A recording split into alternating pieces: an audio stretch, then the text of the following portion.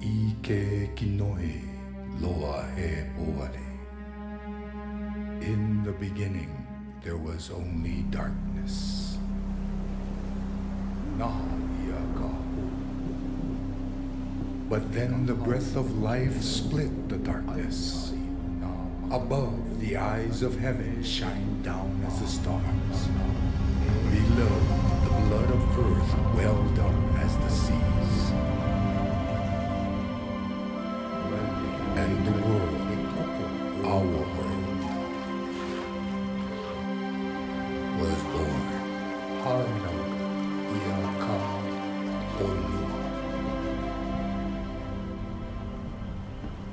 My book, Voyage, was written because there were so many questions that people were asking about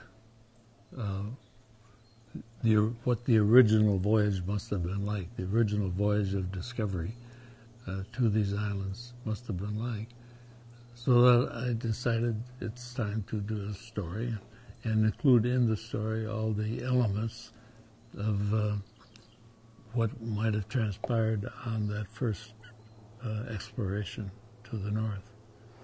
Behind us, the sails of our two companion ships soon became black shapes, following shadows dancing in the starlight, appearing in full silhouette on the crests of the waves, then half disappearing as they swooped down into the wave troughs. Well, the most challenging aspect of making the movie Voyagers was the graphics work.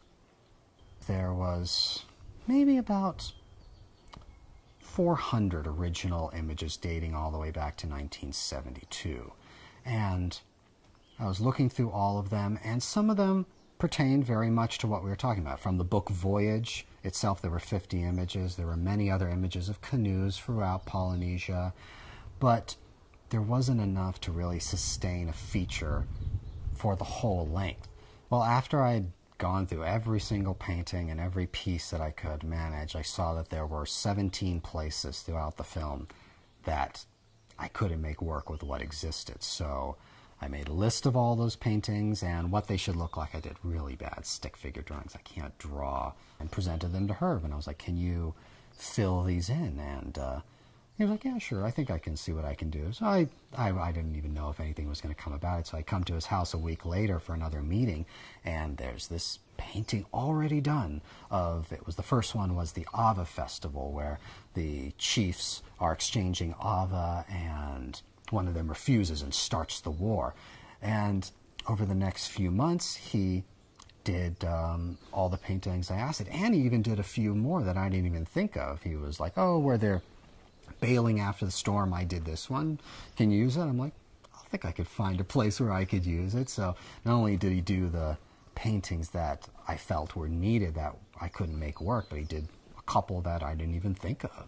And when I was working on the film, I was originally going to do it just all straight panning and zooming as though it was straight images. But I did a test screening. In 2 places I had that multiple layer 2.5D effect. And after the test screening, everyone said, oh, we love the depth and the movement there. That was our favorite part. They didn't mention any other part of the film. So it was like, maybe I should apply that to the whole thing. As we charged down into each awesome chasm that followed, I looked at the next wall of water hissing up before us, and it seemed impossible that we could survive. Wind-born voices of gods roared in our ears. We paddled with desperate strength to correct the yawing of the ship. If one of those monstrous waves caught us on the beam, we would be overturned and lost. I think the Voyager's story continues to be important because it shows what kind of people Polynesians must have been. And this is really important to the Polynesians themselves, those who are living today, to know that their ancestors had the courage, had the ability to adapt, and had the intelligence to develop a culture that was affluent for a high Stone Age culture, but did not have all of the things, so many of the things that we take for granted today.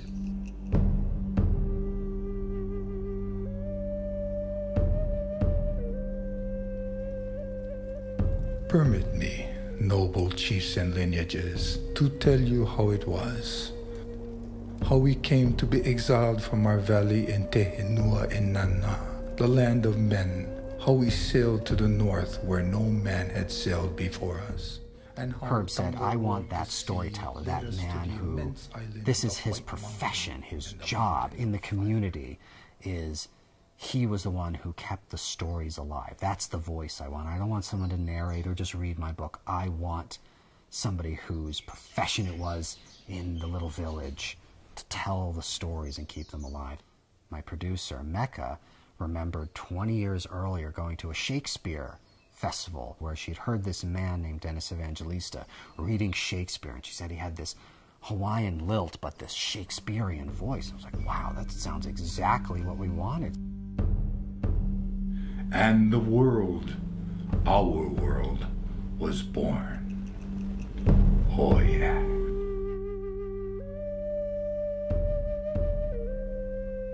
The nose flute is special in Hawaii, not only because it's one of the only traditional lyrical pieces that can play melodies, but in ancient Hawaiian cultures, the nose flute was crafted by a young lover, usually. When he wanted to woo a female, he would make his own nose flute, compose a piece, and play it. And the reason it's played through the nose and not through the lips or blown across a sounding hole is that you can speak lies through the mouth, but air passing through the nose could harbor no ill intentions.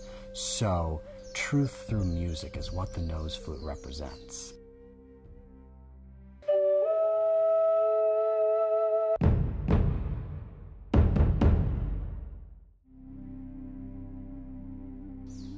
I would say this film really is a story of a group of people accomplishing something that today would be impossible.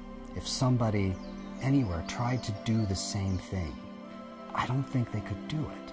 But as a group, people together could do it. So I think it's a way of telling people that while the individual is important, the group, in a sense, can accomplish things that an individual may never even dream is possible. This is a film about a spaceship, but it's about a spaceship that was developed by a people who had no electricity, no metals, none of the material resources that we expect to use today in our everyday living. But it was for them a voyage which would, within their sphere of experience and knowledge, be equal to putting a man on the moon.